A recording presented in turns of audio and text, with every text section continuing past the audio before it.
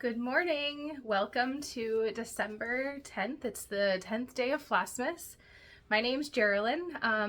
If you're new here, thanks for stopping by and checking things out. If you're coming back, thank you so much for joining me on this journey of being new to YouTube and Flossmas.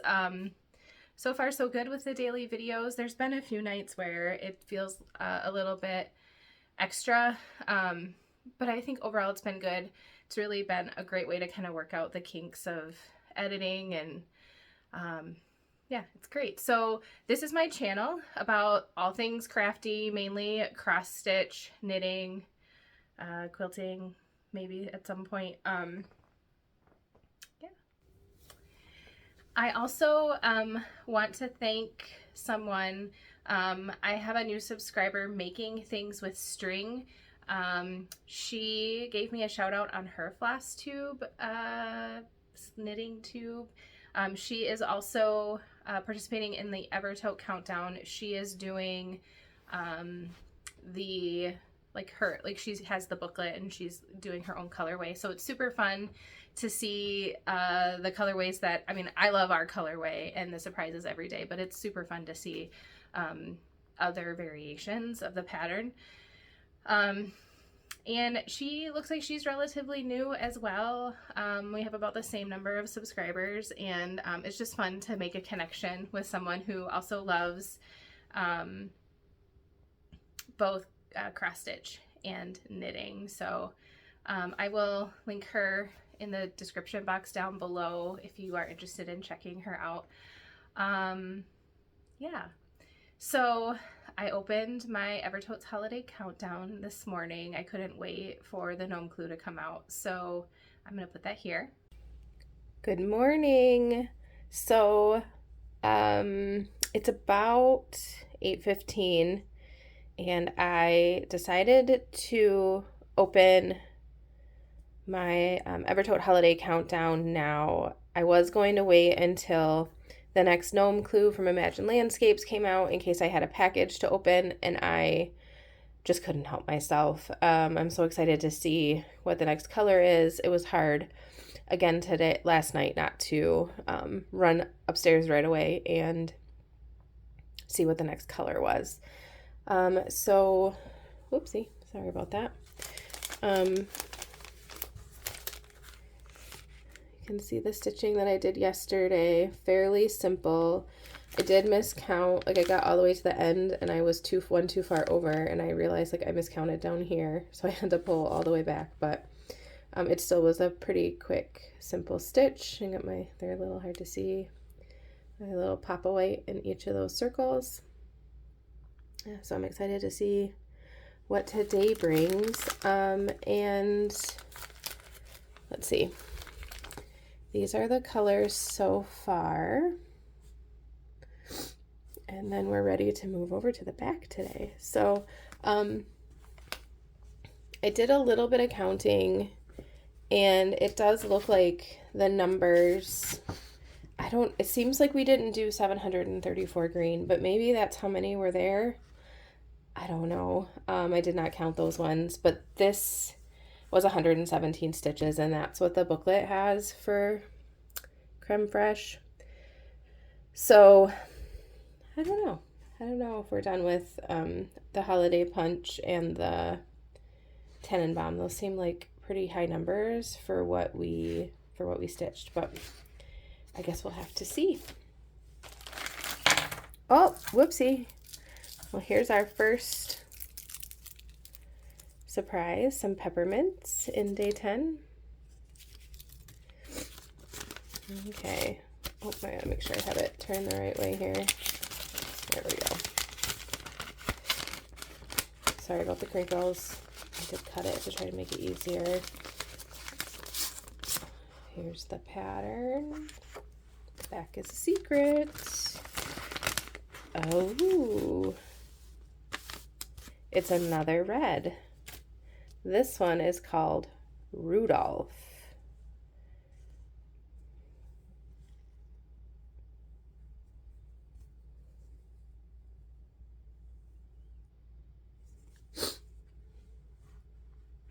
So yeah, let's pull out the other reds and kind of compare them. So here was our first red, Holiday Punch. Polish Chanel's was more of like a pinky, dusty red. Poinsettia. And then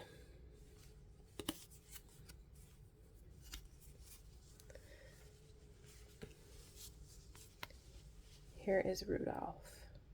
Ooh, yes. These are all super fun reds. I really like these two. They just all go really well. So these are a little bit more purpley.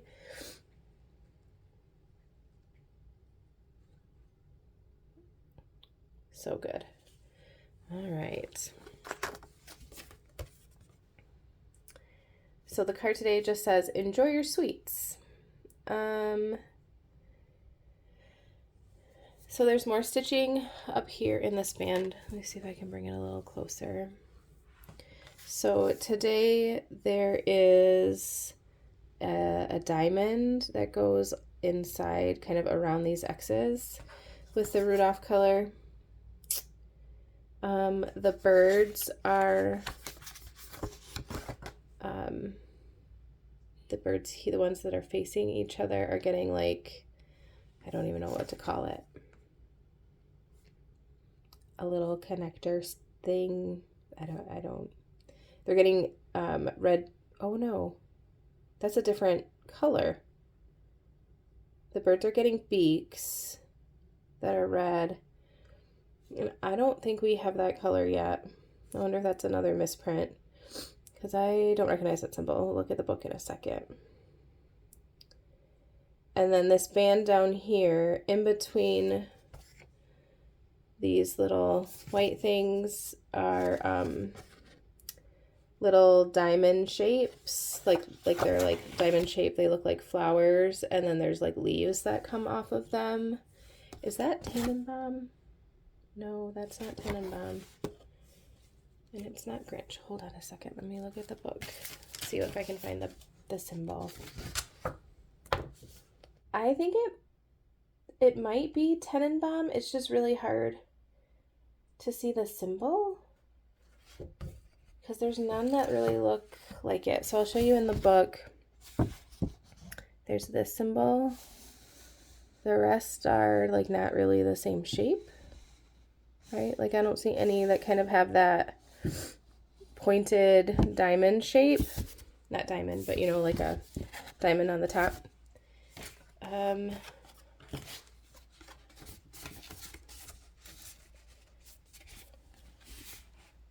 But this, yeah, I don't know. That does look like it is Tannenbaum.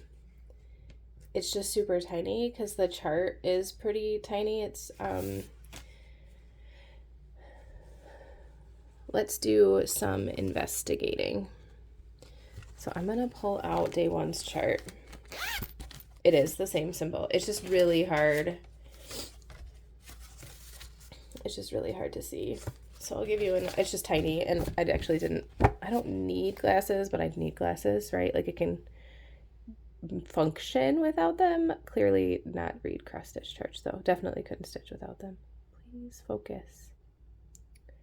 So that is the Tannenbaum shape. It's just so tiny and kind of dark that you can't see it. So I just got done saying that maybe we aren't adding stitches, and here comes Tannenbaum again. So down here on this band, there are our Rudolph leaves, or Rudolph flowers in like a diamond, double layer diamond shape, right? So like 2 stitches, sort of like these ones, like how they have they're 2 stitches wide. So those two are gonna go together.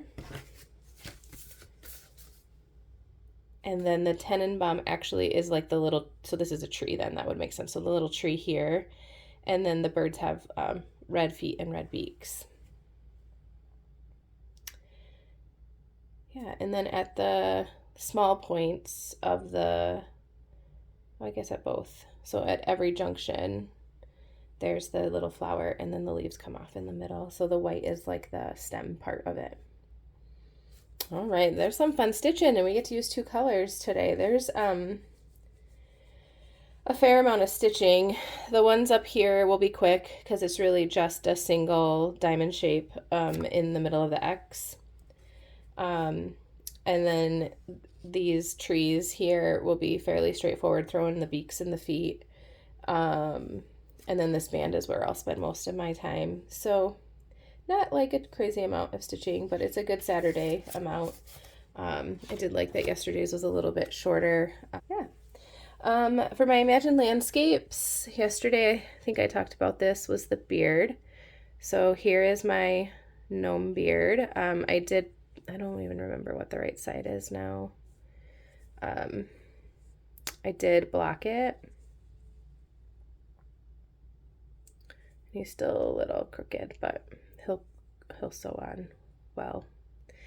And then I wanted to show you that I blocked all my other pieces as well. So I still haven't sewn the bag together, but I did block the handle to get it stretched out. And I'm thinking about sewing it on. I will be getting my beads today, or my buttons today. So I blocked the bag so that it would keep the flap will be flat. And then of course the flap will go like this.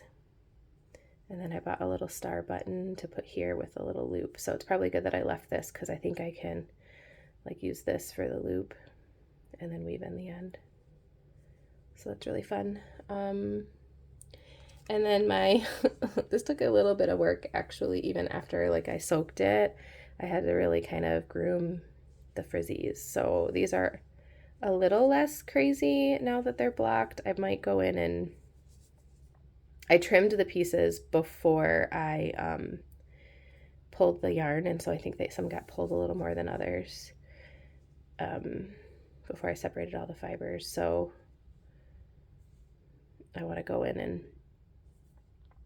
get those all the same length so they look a little bit neater. But that's again something that can probably wait until we're assembling, just so that I can make a decision about how I want it to look. So.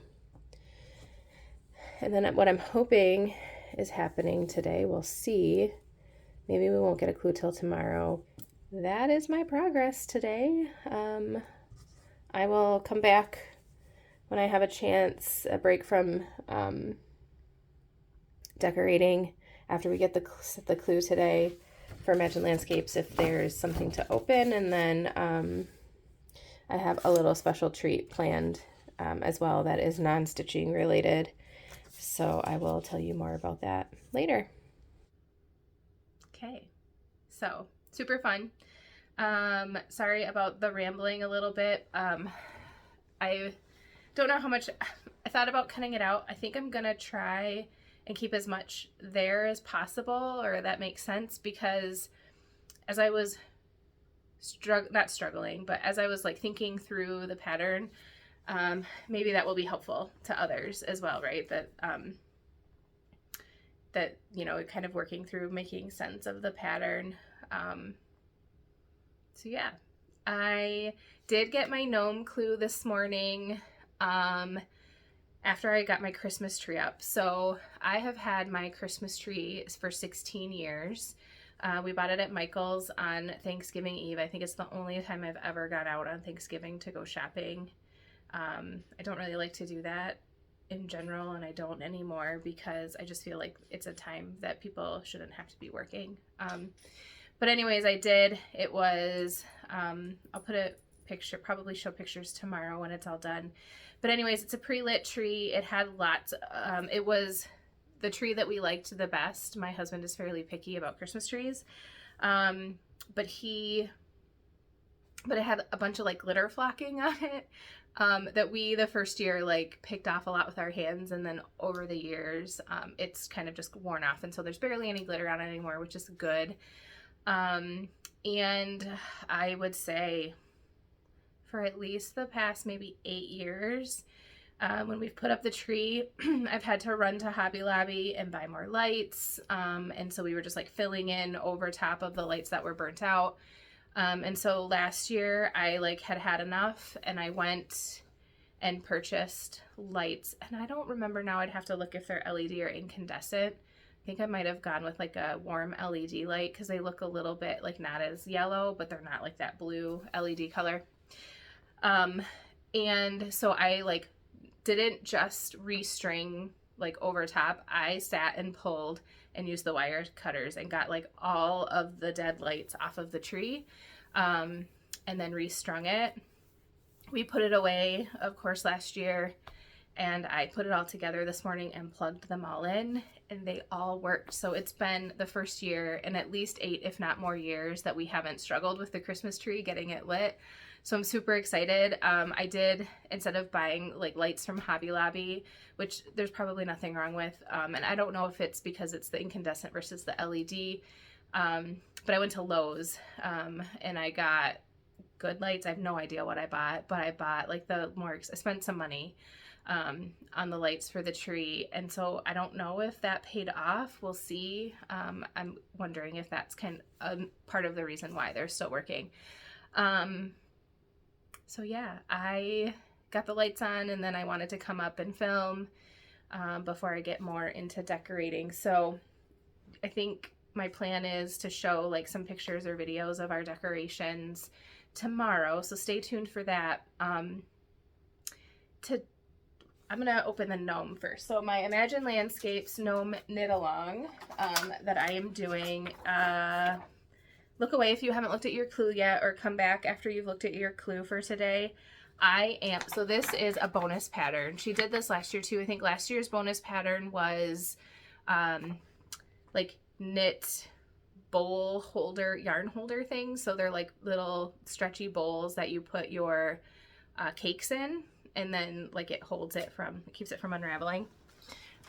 So I did not make any, but I do have the pattern for when I want to make some. I struggled, we talked about this a little bit, but I struggled a lot last year in a good way. It was challenging and I learned a lot, but I barely had time to do the clues every day and catch up when we had off days or like bonus patterns, and then playing around with like all the extra special like additions. So this year I'm on track, and I am like super excited about this extra. So they're little boxes that are presents, which was exactly the first idea I had. I don't think they'll fit in the gnome's bag, but I wanted this, and she did it. She knew we would want it, and she did it. So I'm super excited. I think I'm gonna do them in the colors of my kit, of my colorway, but I also have like all of the little gnome colors from over here that I can also use. And then my husband and daughter are out and about, and they got to kill some time today while they're out, and they're close to Hobby Lobby. So I texted them and asked them to look for like a little sled ornament for me, because I want to like put the gnome like with the presents on the sled, like pulling the presents. So I'm super excited. So we'll get some stitching done hopefully today. There's 3 different box presents in the pattern. No idea how long they're going to take. They look pretty small, but they might also be a little bit complicated. So we will see. Sorry, I started opening it without showing you. Day 5 of my Loopy U Advent box that goes along with the gnome stitch along. It's actually, sorry, it's not day 5. It's the 5th package to go with the clue. There's 12 packages total, so they're interspersed throughout the month instead of, being one a day. And I took a peek, and I'm also super excited. It's just a super excited day, apparently. I think, I missed one. Oh my goodness gracious. Oh, look at their stickers. This is the gnome pattern for this year, like the gnome, not pattern, like logo for this year's knit along. So he's super cute. Here's a Loopy U sticker. That's really fun. A gnome mushroom. And then this is awesome. It's a gnome and he's knitting, and it says the Loopy U down at the bottom. So fun. I love these stickers. The other thing I'm gonna grab my coffee. The other thing that I wanted to do today, I'm sorry that this is a little bit longer. It's a Saturday, so hopefully you have a little bit more like floss tube time today and tomorrow. But I have a coffee plant. I bought one in like 2018 or 2019. I got it at, it was probably Trader Joe's, some place like that. And I just love how they look. The leaves are like nice and broad looking. They're really full, and they're like this like dark green. They're fun. And so we have a sunroom. My husband does lots of things with plants. And so I bought one and I took it to my office at work, which was a different office than I have now, but didn't have a window. And I like limped it along. And then it died over like, I think Christmas break or something. Like it just didn't get enough water and I had like been gone for something. It died, whatever the reason. I'm horrible at remembering to water it. Like it would be like so sad. And then I would water it and go blink. But like I take care of my animals because they can tell me that they're hungry, or they have to go outside. Plants don't tell me like verbally that they're hungry. I have to see that they're thirsty. So anyways, but I love that plant and I was sad that it died. It came, that's right, it came in like a diner coffee mug. And I think I did get it forever ago at Trader Joe's. I don't go to Trader Joe's all the time. It's across town for me. But anyways, so we order plants and seeds and stuff from different like plant seed companies, for our garden and for outside. And so with one of those orders, I ordered a coffee plant. And it came as like this little tiny twig, just one stem.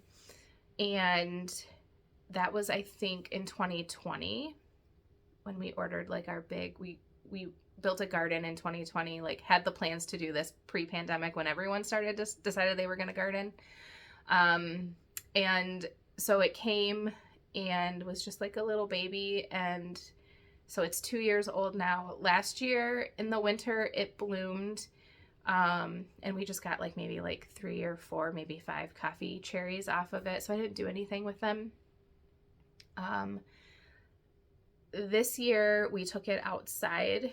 So we live in a place in Michigan, and so it's not warm enough for coffee plants, because they're tropical.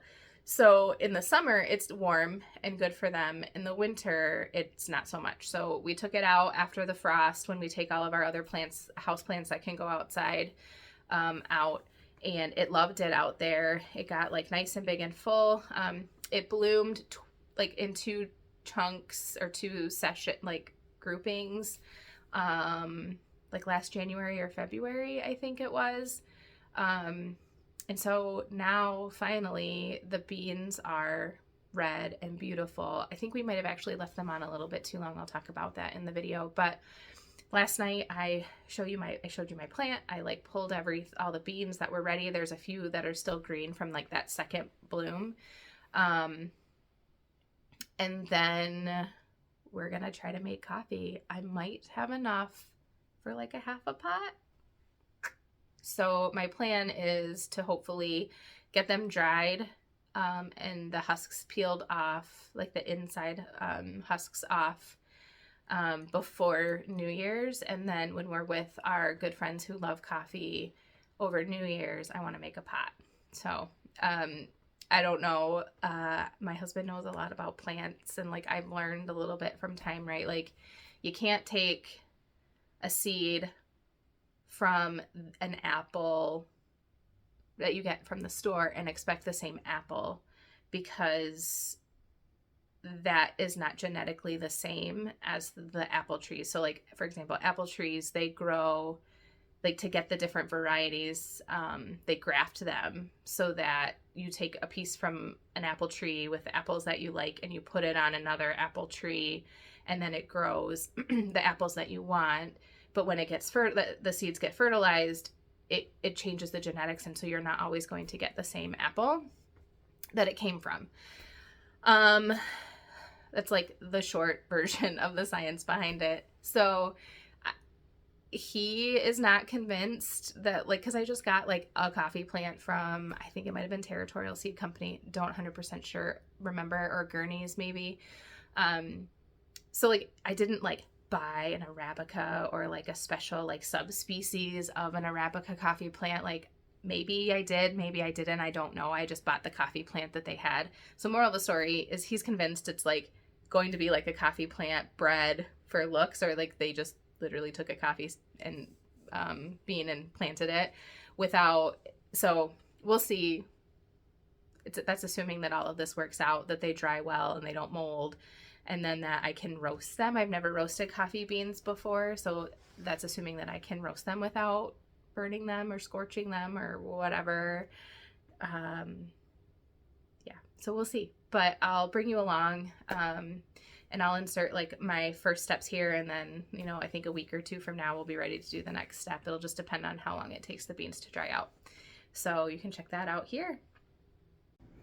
Okay, so this is our coffee tree, and it bloomed last January or February. It actually bloomed in 2 batches. You can see that there's some green berries still, and then there's quite a few red berries.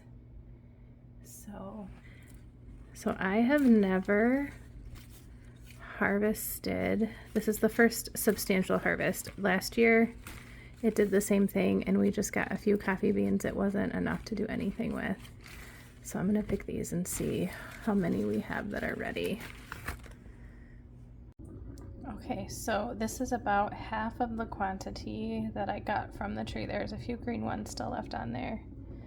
These are the cherry shells that I've squeezed to get the beans out. So the next step is to let them dry, and once they're dry, there's like, this one is dry or get drier. I took it out a couple days ago, and so this one, like once it's dry, there's a husk that needs to come off of that before we can roast them. Okay, so now my bowl is empty. Here are all of the shells and fruit of the coffee cherries. What I did learn is that I was trying to figure out what this brown stuff is. It's almost like we left the cherry on the plant too long, because these ones were harder to squeeze. Like the fruit inside was drying to the inside of the bean on the inside. And what I also found was, let's see, some of the tiny cherries, they only had 1 bean and like a little baby bean, like this one. So I'm not gonna dry this one because it's, let's see if I can get it to focus. I'm not gonna dry this one because it doesn't look like it's fully formed. But some of these big fat ones, they actually, quite a few of them actually, these big fat ones had 3 beans in them. So I would say on average there were 2. Sometimes I had 3. The smaller ones I only got 1 bean. Here they all are. Ideally these would be dried outside. It's the middle of the winter here, so we're not going to be able to do that, but I'm going to lay them on this Teflon sheet. I had them on a paper towel before, but these are like pretty gooey and sticky. It's not necessary to rinse them, but the ones that I had like tried to start drying were stuck to the paper towel a little bit, which is fine because the husk will come off, but I just thought it might be better to have them on the Teflon. I could put them in the oven, but I'm afraid that my oven isn't low enough to truly dehydrate them without any heat. So I'm just gonna see how leaving them on the counter works, and like stir them around every couple days so that the bottom sides get air as well, so that they fully dry out. And then once they dry out, the husk will get peeled off, which is probably the most tedious part of the process, I would imagine. I haven't done this before. And then they can get roasted. Unless these shrink a ton, I think I might have at least a half a pot, if not a full pot's worth of coffee. So it'll be a fun holiday treat if that all works out, assuming I don't burn them, because I've never roasted my own coffee before. All right, so wish me luck on my coffee adventure. I'll keep you posted on how it goes. I am super excited to get cross stitching and knitting today, but I also really want to get our Christmas stuff up. So I'm going to focus on that first. I have some packages, I think, coming today. My Modern Folk Embroidery 2023 SAL booklet is out for delivery. I keep glancing beside my camera because I have my flosses and my fabric from Evertote. They were shipped a day or two apart, and so they're a day or two behind. And I have a conundrum that I will talk about at some point and hopefully get some feedback on. It's like really like a decision where at the end of the day, I'm going to love it either way, but making the decision and like marrying it for a whole year with a project that has like a million stitches, it's not a million, but it's going to feel like a lot of stitches in it. It's like a big decision. So my goal is to get the booklet today, look through it, get a better idea, and then make a decision. So one of them is, it's really like two super close dark blue, green, like dark bluey colors from Evertote along with Amaretto. So it's the recommended Great Lakes or Seize the Day. So I'll show that. I'm going to try to film and see if I can get my camera to like show you the subtle differences. One is just like a little bit richer and one is a little more like, I don't know, not muted isn't the right word, but you'll see. And I love them both and I can't decide, but I also don't think I want to use both because I don't want to have to make those decisions and like worry over them every month as it's time to stitch. So, but I'll know more once I get the book. So we'll show you that. And then my 1, 2, 3 stitch order is coming today, and that has my buttons so that I can finish my gnome bag. So I got star buttons for the bag and then presents buttons to go inside. So hopefully those work out and they're not like teeny tiny because that would figure, right? Like I'm gonna be like, this isn't what I thought it was. That's the struggle of buying things online when you haven't seen them in person. Yeah, and I think I showed you I use the Stacy Stitches Creative Studio, the 18-inch floss winder for a lot of my flosses instead of cutting the Evertote floss and just using the lengths as they're on, which is totally acceptable. I just prefer longer strands.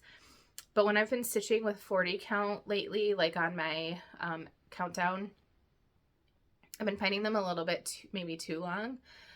So I, over Thanksgiving, she had a sale, and so I bought the 12-inch, so that'll give me like 24-inch lengths because you only cut on one side. So I am kitting up the Heartstring Samplery Hibernation Day just for my New Year's Eve start. And so I'm waiting for that floss winder to come because I want to try the shorter threads. And so I'll show you that once I have them all recarded and ready to go. I need to look at my Panettone. That it was a special cut because of the shape of it's like skinny and long. And so to get a good amount of pieces from the yard of fabrics that she had, and also to not charge us $1 million for a bigger piece of linen than what we really need for the project, Caroline had Matt do a special cut for these, and so I have to just double check. Usually everything is serged, but I have my own serger too, which is amazing and I love it. I use it more now that I'm a cross stitcher than I ever did before, yeah, so I have to check and see if I need to check the size. It should be good, but I ordered 40 count, and so if they're standard cutting it, my 40 count might be bigger than what I need, but if it's not enough to make it worth cutting off extra, then I probably won't. So I just have to look at that, and then I'll be kitted for that one. Because I think I've talked about this before, but because I stitch in hand, I do cut down my fabric to size. I do my math 2 or 3 times to make sure that I know that I'm cutting the right size, and very carefully cut my fabric, because the extra bulk, like dealing with the extra bulk when you hold it in your hands when it's a large piece, I find cumbersome. So yeah, I want to do that, and then like try not to start it. Which, I mean, if I start it, I start it, but like I've showed you the other stuff that I want to get like moving on before I start that one. So that is the plan for this weekend. I have rambled like forever, so I should probably go. If I do end up cutting some fabric, I will show you let me know if you want to see. Maybe that's how we do this. Let me know if you want to see how I cut my fabric. I learned from Evlia Studio. What is her? I don't remember her name off the top of my head right now, but I was watching her hem stitch video, like probably 6 months ago now, if not more. And she, when you hem stitch, you pull a strand of linen out to like get your straight line. I think you end up pulling 2 when you hem stitch. But so instead of, if it's just something super simple and quick, I will just cut it with my rotary cutter and my ruler. But if I'm being extra careful, which I try to do most of the time, is I will measure the length that I need kind of on both sides in case the fabric is crooked. And then I'll pull, when I know how long I need it to be, I will pull one linen thread out, and that gives me a line that is straight along with the threads of the linen. So regardless of if the piece is wonky, I know that my cut is straight with the grain of the fabric. And then I have like a line that I can see more easily. And then I have been cutting with shears instead of using my rotary cutter. I think a rotary cutter would probably work too. It would just give you like a line, and you could kind of, you would just have to kind of make sure that the fabric is straight along, like you would follow that gap to line up your ruler instead of, you know, the other edge of the fabric like you would normally cut. So yeah, that's like my audio description of how I do it. But if you want to see a little quick tutorial of cutting, let me know, and then the next time I cut, I'll film. Okay, super long video. I hope you guys are all doing well and you have a wonderful weekend, and I will see you back tomorrow. Bye.